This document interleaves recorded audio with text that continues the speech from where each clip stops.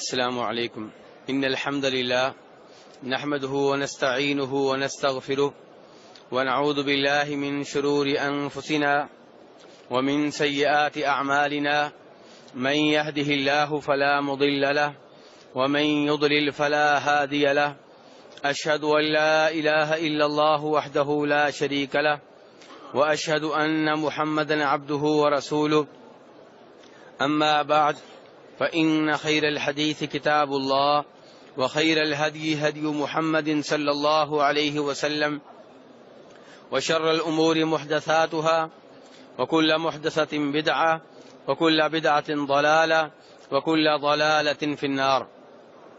أعوذ بالله من الشيطان الرجيم. بسم الله الرحمن الرحيم. وإذا قرئ القرآن فاستمعوا له وأنصتوا لعلكم ترحمون. فرمایا اللہ تبارک و تعالی نے اس آیت کریمہ میں جو میں نے آپ کے سامنے تلاوت کی ہے کہ جب قرآن پاک پڑھا جائے، جب قرآن پاک کی تلاوت کی جائے، فاستمعوا له تو اسے غور سے سنو، وانصتوا اور خاموش رہو، لعلکم ترحمون تاکہ تمہارے اوپر رب العالمین کی رحمت نازل ہو. میرے بھائیو، یہ وہ آیت ہے جو مدینہ میں نہیں بلکہ مکہ میں نازل ہوئی تھی. کہاں نازل ہوئی تھی میرے بھائیو؟ مکہ میں. مکہ میں نازل ہوئی تھی. اور یہ لفظ جب میں بول رہا ہوں کہ مکہ میں نازل ہوئی تھی تو کہنا میں یہ چاہتا ہوں کہ مسلمانوں کے اوپر با جماعت نماز فرض ہوئی ہے مدینہ میں، مکہ میں نہیں ہوئی.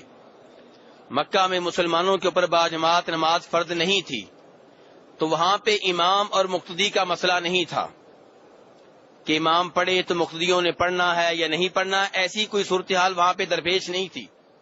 تو یہ آیت کیوں نازل ہوئی، اس کا پس منظر کیا ہے، یہ آپ کو قرآن پاک سے ہی پتا چلے گا. 24ویں سپارے میں اللہ تبارک و تعالی ارشاد فرماتے ہیں، وقال الذین کفروا، کہا کافروں نے، لا تسمعوا لهذا القرآن، قرآن کو نہ سنو. تو اللہ نے کیا کہا اس آیت میں جو میں نے ابھی تلاوت کی ہے کہ اس کو دھیان سے سنو. کافروں نے کہا وقال الذین کفروا لا تسمعوا لهذا القرآن، کافروں نے کہا کہ اس قرآن کو نہ سنو. تو اللہ تعالیٰ نے کہا وَإِذَا قُرِئَ الْقُرْآنُ فَاسْتَمِعُوا لَهُ، کہ جب قرآن کی تلاوت کی جائے تو اسے دھیان سے توجہ سے سنو. وَالْغَوْا فِيهِ، کافروں نے کہا کہ جب قرآن پاک کی تلاوت ہو تو شور شرابہ کرو، بیہودہ گوئی کرو. اللہ نے کہا نہیں، انصتوا، خاموش رہو. وقال الذين لا تسمعوا لهذا القرآن والغوا فيه لعلكم تغلبون، کافروں نے کہا کہ جب قرآن پاک کی تلاوت ہو تو اسے نہ سنو، شور شرابہ کرو، بیہودہ گوئی کرو تاکہ تم مسلمانوں کے اوپر غالب آ جاؤ. اللہ تعالی نے کہا وَإِذَا قُرِئَ الْقُرْآنُ، جب قرآن پاک کی تلاوت ہو فَاسْتَمِعُوا لَهُ، اسے غور سے سنو، وَأَنصِتُوا، اور خاموش رہو، لَعَلَّكُمْ تُرْحَمُونَ تاکہ تمہارے اوپر رب کی رحمت نازل ہو. تو میرے بھائیو، اس آیت کا تعلق نماز سے نہیں ہے، اور یہ بات بالکل واضح ہے اس سے کہ یہ آیت کہاں نازل ہوئی ہے، مکہ میں، جہاں مسلمانوں کے اوپر جماعت کے ساتھ نماز فرض نہیں تھی، جہاں پہ امام اور مقتدی کا چکر ہی نہیں تھا. اور دوسری بات یہ ہے کہ مولانا اشرف علی تھانوی کا نام آپ نے سنا ہوگا، مشہور و معروف ہیں. وہ لکھتے ہیں کہ اس آیت کا نماز کی قراءت سے کوئی تعلق نہیں ہے. مولانا اشرف علی تھانوی کیا لکھتے ہیں اپنے ملفوظات میں کہ اس آیت کا نماز میں قراءت سے کوئی تعلق، کوئی واسطہ نہیں ہے. اور میرے بھائی، تو پہلی بات کیا ہوئی کہ اس آیت کا سورہ فاتحہ کی جب اس کی تلاوت امام کر رہا ہو تو مقتدی کرے نہ کرے، اس آیت کا اس سے کوئی تعلق واسطہ نہیں ہے. اس کا تعلق کافروں سے ہے جو کہتے تھے جب قرآن کی تلاوت ہو تو شور کیا جائے. اللہ تعالی نے کہا شور نہ کرو، قرآن پاک کو دھیان سے سنو اور خاموش رہو. اور اگر یہ فرض کر لیا جائے کہ اس آیت کا تعلق نماز میں قراءت سے ہے، سورہ فاتحہ سے ہے، تب بھی میرے بھائی ہم نے اس آیت کے اوپر بھی عمل کرنا ہے اور نبی صلی اللہ علیہ وسلم کی اس حدیث کے اوپر بھی عمل کرنا ہے جو بخاری مسلم میں آئی ہے. آپ فرماتے ہیں کہ لا صلاۃ لمن لم یقرأ بفاتحۃ الکتاب، کہ جو سورہ فاتحہ نہ پڑھے اس کی نماز نہیں ہوتی. اب عمل کیسے کریں گے؟ حدیث کے اوپر بھی عمل کریں گے کہ سورہ فاتحہ کی تلاوت کرنی ہی کرنی ہے، اور آیت کے اوپر بھی عمل ہوگا کہ جب قرآن پاک کی تلاوت کی جائے تو خاموشی سے سنو. کیا مطلب؟ قرآن پاک کی کتنی صورتیں ہیں میرے بھائیوں؟ کتنی صورتیں ہیں؟ 114. تو تو جب 113 صورتوں کی تلاوت ہو تو اس وقت خاموشی سے سنو، لیکن جب سورہ فاتحہ کی تلاوت ہو تو پیچھے پڑھو، کیونکہ اللہ کے رسول فرماتے ہیں جو سورہ فاتحہ نہیں پڑھتا اس کی نماز نہیں ہوتی۔ دوسری بات یہ میرے بھائی، وَإِذَا قُرِئَ الْقُرْآنُ فَاسْتَمِعُوا لَهُ وَأَنصِتُوا، چپ رہو۔ چپ رہو کا مطلب یہ نہیں ہے کہ آپ کچھ پڑھ نہیں سکتے، چپ رہو کا مطلب یہ ہے کہ شور شرابہ نہ کریں۔ آہستہ آواز میں آپ پڑھ سکتے ہیں، آہستہ آواز میں پڑھنا انصات کے منافی نہیں ہے، آہستہ آواز سے پڑھنا انصات کے منافی نہیں ہے۔ اس لیے میرے بھائی اس میں کوئی شک و شبہ نہیں ہے کہ سورہ فاتحہ کی جو ہے تلاوت کی جائے گی، جب آپ تنہا نماز پڑھ رہے ہوں تب بھی، آپ امام ہوں تب بھی، آپ امام کے پیچھے قرات کریں تب بھی، ہر شکل میں سورہ فاتحہ کی تلاوت کی جائے گی۔ امام ابن حبان رحمہ اللہ اپنی حدیث کی کتاب میں جناب انس ابن مالک سے یہ حدیث لے کر آئے ہیں کہ نبی صلی اللہ علیہ وسلم نے نماز پڑھائی، نماز کے بعد صحابہ کرام سے پوچھا کیا تم میرے پیچھے تلاوت کرتے ہو؟ صحابہ کرام خاموش رہے، پھر پوچھا، پھر خاموش رہے، پھر پوچھا، پھر خاموش رہے۔ تب ایک صحابی نے کہا ہاں اللہ کے رسول صلی اللہ علیہ وسلم ہم آپ کے پیچھے تلاوت کرتے ہیں۔ آپ نے فرمایا ایسے نہ کرو، البتہ جب سورہ فاتحہ کی باری ہو تو وہ تم میں سے کوئی اپنے نفس میں پڑھے، آہستہ آواز میں پڑھے۔ اور ایسی ایک روایت ابو داؤد شریف میں عبادہ ابن صامت سے بھی آتی ہے، اور مسلم شریف کی یہ روایت گزشتہ روز بھی میں نے بتائی تھی کہ جب جناب ابو ہریرہ رضی اللہ عنہ نے یہ حدیث بیان کی کہ جو سورہ فاتحہ نہیں پڑھتا نماز میں، جو بھی من صلی، جو بھی من عربی جاننے والے جانتے ہیں کہ من میں ہر کوئی آ جاتا ہے، چاہے امام ہو، چاہے مقتدی ہو، چاہے تنہا ہو۔ من صلی صلاۃً، اور صلاۃ بھی نکرہ ہے، اس میں ہر نماز آ جائے گی۔ اور فرمایا جو اس میں سورہ فاتحہ نہیں پڑھتا تو اس کی نماز نامکمل ہے۔ تو لوگوں نے جناب ابو ہریرہ سے پوچھا کہ آپ ہمیں یہ بتائیں کہ جب ہم امام کے پیچھے ہوں تب کیا کریں؟ فرمایا اقرا بہا فی نفسک، تب بھی اسے آہستہ آواز سے پڑھو۔ کہنے کا مطلب یہ ہے میرے بھائی کہ سورہ فاتحہ کی تلاوت کی جائے گی۔ سورہ فاتحہ کا مقام و مرتبہ بہت بلند ہے، اتنا بلند ہے کہ اس کے بغیر نماز نہیں ہوتی۔ اب میرے بھائی جب آپ نے سورہ فاتحہ کی تلاوت کر لی، امام صاحب نے سورہ فاتحہ کی تلاوت کر لی، اب جب سورت ختم ہوگی تو آپ آمین کہیں گے، اور یہ سب کا اتفاق ہے کہ آمین کہی جائے گی۔ اگر قرات سری ہو رہی ہے، نماز سری ہے، یعنی کہ وہ نماز ہے جس میں امام اونچی آواز سے نہیں پڑھتا، تو امام بھی آہستہ آواز سے آمین کہے گا اور مقتدی بھی آہستہ آواز سے آمین کہیں گے۔ لیکن اگر نماز وہ ہے جسے جہری نماز کہتے ہیں، یعنی کہ وہ نماز جس میں امام بلند آواز سے پڑھتا ہے، جیسے کہ فجر کی نماز ہے، مغرب کی نماز ہے، عشاء کی نماز ہے، تب امام اونچی آواز سے آمین کہے گا اور پھر مقتدی بھی اونچی آواز سے آمین کہیں گے۔ اس کی دلیل پہلے نمبر پہ وہ حدیث ہے جسے امام بخاری رحمہ اللہ روایت کرتے ہیں جناب ابو ہریرہ رضی اللہ تعالیٰ عنہ سے کہ اذا امن الامام فامنوا، جب امام آمین کہے تو تم بھی آمین کہو۔ فإنه من وافق تأمینه تأمین الملائکہ غفر له ما تقدم من ذنبه، کیونکہ فرشتے بھی اس وقت آمین کہتے ہیں، تو جس کی آمین فرشتوں کی آمین سے مل گئی اس کے اگلے سارے گناہ معاف ہو جائیں گے۔ اور دوسری روایت میں آتا ہے کہ جب امام پڑھے غیر المغضوب علیہم ولا الضالین تو تب تم آمین کہو، یہ بھی بخاری شریف کی روایت ہے۔ اور آگے پھر وہی آیا کہ جس کا قول فرشتوں کے قول سے مل گیا اس کے پہلے سارے گناہ معاف ہو جاتے ہیں۔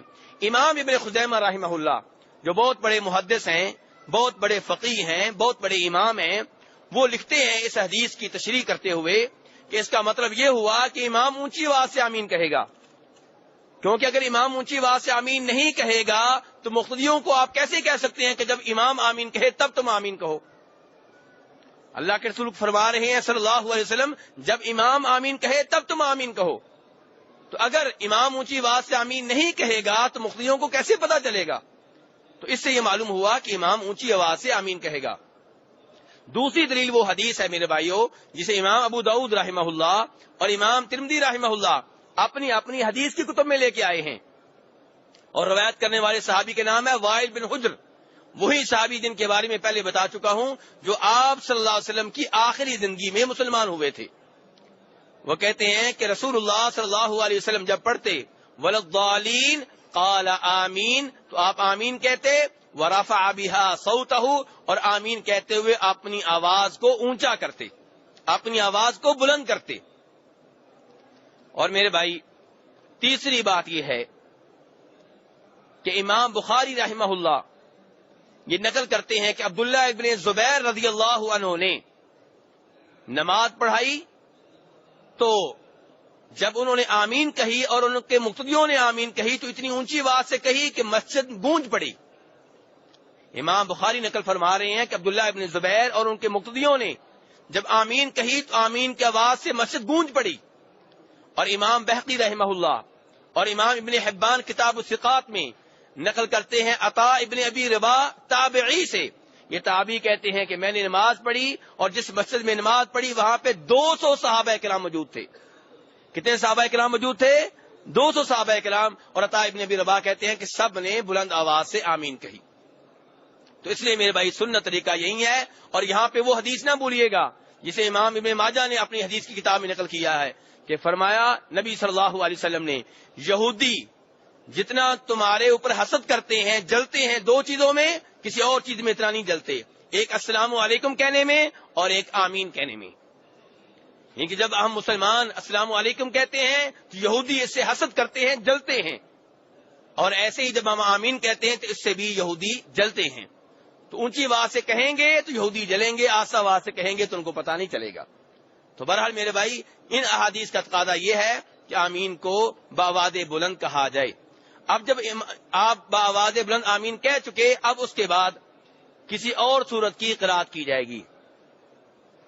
اگر جہری نماز ہے، فجر کی نماز، عشاء کی نماز، مغرب کی نماز، تو تب امام سورہ فاتحہ کے بعد جب کسی اور صورت کی تلاوت کرے گا تو مقتدی جو ہیں وہ خاموش رہیں گے، کچھ نہیں پڑھیں گے، خاموشی سے سنیں گے.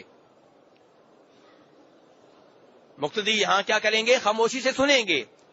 نبی صلی اللہ علیہ وسلم نے جیسا کہ ابو داؤد شریف کی روایت میں ہے اور اس روایت میں جو تھوڑی دیر پہلے میں نے بیان کی ہے، نماز پڑھائی، صحابہ کرام پیچھے قرات کرتے رہے، تلاوت کرتے رہے، سلام پھیرا تو آپ نے کہا لگتا ہے کہ تم میرے پیچھے تلاوت کرتے ہو. صحابہ کرام نے کہا ہاں اللہ کے رسول. آپ نے فرمایا اسی لیے میرے لیے قرات کرنا مشکل ہو گیا تھا، جب تم میرے پیچھے ہو، میری اقتداء میں نماز پڑھو تو سورہ فاتحہ کے علاوہ کسی اور چیز کی تلاوت نہ کرو. اس لیے میرے بھائی سورہ فاتحہ کے بعد مقتدی کا کام یہ ہے کہ جہری نماز میں خاموش رہے اور امام صاحب کی تلاوت کو سنے، امام صاحب کی تلاوت کے اوپر غور و فکر کرے. اور میرے بھائی اگر نماز ہے سری، جیسا کہ ظہر کی نماز ہے، عصر کی نماز ہے، تب کیا سنت ہے؟ صحابہ کرام نے آپ کی سنت بتائی ہے. اس کو نقل کیا ہے جناب ابو قتادہ نے اور جناب ابو سعید خدری رضی اللہ عنہما نے. اور جو حدیثیں ہیں وہ بخاری اور مسلم کی ہیں کہ نبی صلی اللہ علیہ وسلم جب زور کی نماز پڑھاتے تو صحابی کہہ رہے میرا اندازہ یہ ہے کہ سورہ فاتحہ کے بعد پہلی 2 رکعتوں میں آپ 30 آیتوں کے برابر تلاوت کرتے. صحابی کا اندازہ کیا ہے؟ 30 آیتوں کے برابر آپ تلاوت کرتے. 30 آیتیں کتنی بنتی ہیں میرے بھائی؟ آدھا پاؤ. کتنی بنتی ہیں؟ آدھا پاؤ. اور فرمایا کہ جب نبی صلی اللہ علیہ وسلم زور کی آخری 2 رکعتیں پڑھاتے تو ان میں 15 آیتوں کے برابر تلاوت کرتے. زور کی آخری 2 رکعتوں کی بات کر رہا ہوں اور روایات بخاری مسلم کی ہیں. تو نبی صلی اللہ علیہ وسلم کی ایک سنت یہ ہے کہ زور اور عصر کی نماز میں آخری 2 رکعتوں میں مقتدی تلاوت نہ کرے بلکہ امام بھی نہ کرے. یہ بھی ثابت ہے، انہی 2 حدیثوں میں ہے کہ آپ آخری 2 رکعتوں میں صرف سورہ فاتحہ کے اوپر اکتفا کیا کرتے تھے. اور آپ کی دوسری سنت یہ بھی ہے کہ زور اور عصر کی آخری 2 رکعتوں میں آپ تلاوت بھی کرتے تھے، یعنی کہ پہلی 2 رکعتوں میں 30 آیتوں کے برابر اور آخری 2 آیتوں میں 15 آیتوں کے برابر. اور جب عصر کی، یہ زور کی نماز تھی، عصر کی نماز کی باری آتی تو صحابی کہتے ہیں کہ پہلی 2 رکعتوں میں 15 آیتوں کے برابر آپ تلاوت کرتے اور آخری 2 رکعتوں میں 7 آیتوں کے برابر. تو یہ ہے نبی صلی اللہ علیہ وسلم کی سنت اور آپ کا طریقہ میرے بھائی قرات کے تعلق سے. اور امام صاحب کے لیے نبی صلی اللہ علیہ وسلم کی یہ ہدایات ہیں کہ جب آپ امام ہوں تو پھر قرات میں تخفیف کریں، تھوڑی تلاوت کریں، کیونکہ امام کے پیچھے وہ لوگ بھی ہوتے ہیں جو مریض ہوتے ہیں، بوڑھے بھی ہوتے ہیں، بچے بھی ہوتے ہیں، مائیں بھی ہوتی ہیں. اس لیے تھوڑی تلاوت کرنی چاہیے امام صاحب کو، خصوصاً فرائض میں، عشاء کی نماز میں، فجر کی نماز میں، ظہر عصر کی نماز میں، مغرب کی نماز میں. لیکن میرے بھائی آپ ماشاءاللہ کئی شہروں سے آئے ہوئے ہیں، کئی دیہاتوں سے آئے ہوئے ہیں، جگہ جگہ سے آئے ہوئے لوگ ہیں، اس لیے میں یہ مسئلہ بتانا ضروری سمجھتا ہوں کہ امام صاحب کے لیے نبی صلی اللہ علیہ وسلم کی جانب سے یہ ہدایت ہے کہ وہ تھوڑی تلاوت کریں، ہلکی نماز پڑھائیں، لیکن ہلکی نماز کی مقدار کیا ہے؟ ایک صاحب کہیں گے جی ہلکی نماز یہ ہے کہ آپ 50 آیتوں کی تلاوت کریں، دوسرے کہیں گے ہلکی نماز یہ ہے کہ 20 آیتوں کی تلاوت کریں، تیسرے کہیں گے ہلکی نماز یہ ہے کہ آپ 10 آیتوں کی تلاوت کریں۔ اس میں معیار کون ہے؟ معیار اس میں نبی صلی اللہ علیہ وسلم ہے۔ ٹھیک ہے میرے بھائی، اب دیکھیں آپ خود کہہ رہے ہیں کہ ہلکی نماز پڑھاؤ، اور زور کی پہلی 2 رکعتوں میں سورہ فاتحہ کے بعد صحابہ کرام کا اندازہ ہے کہ 30 آیتوں کے برابر آپ ٹھہرتے تھے۔ تو یہ معیار ہے۔ ہلکی کا مطلب یہ نہیں ہے کہ ایک آیت آپ پڑھ لیں، کبھی کبھار آپ نے بہت ہلکی بھی تلاوت کی ہے، لیکن اکثر و بیشتر آپ کی تلاوت درمیانی ہوتی تھی، نہ بہت زیادہ نہ بہت تھوڑی۔ اور اگر آپ وہ سورت جو آپ سورہ فاتحہ کے بعد پڑھتے ہیں اس کے ساتھ ساتھ سورہ قل اللہ احد کی تلاوت کریں تو یہ اور اچھی بات ہے۔ ایک صحابی جو ہیں وہ جب بھی نماز پڑھاتے تھے سورہ فاتحہ کے بعد جب بھی کوئی سورت پڑھتے تو ساتھ سورہ قل اللہ احد بھی پڑھتے، تو صحابہ کرام نے ان کی شکایت کی تو فرمایا نبی صلی اللہ علیہ وسلم نے ان سے تم ایسا کیوں کرتے ہو؟ کہنے لگے کہ مجھے اس سورت سے محبت ہے کیونکہ اس میں میرے رب کی صفات ہیں کہ قل اللہ احد، اللہ ایک ہے، اللہ الصمد، اللہ بے نیاز ہے، کسی کا محتاج نہیں ہے، لم یلد ولم یولد، نہ اس کا کوئی بیٹا ہے نہ وہ کسی کا والد ہے، ٹھیک ہے، ولم یکن لہ کفوا احد، اس کا کوئی ہمسر نہیں ہے، اس کا کوئی شریک نہیں ہے۔ تو فرمایا نبی صلی اللہ علیہ وسلم نے اس صحابی سے چونکہ تمہیں اس صورت سے محبت ہے جس میں اللہ کی صفات ہیں تو اس محبت کی وجہ سے اللہ تبارک و تعالیٰ تمہیں جنت میں داخلہ دیں گے۔ تو بہرحال میرے بھائی یہ ہے تلاوت کے بارے میں ہلکا سا بیان، ورنہ سورہ فاتحہ کے بعد تلاوت میں کیا کیا کرنا چاہیے اس میں کافی تفصیل آ سکتی ہے، لیکن وقت کا خیال کرتے ہوئے میں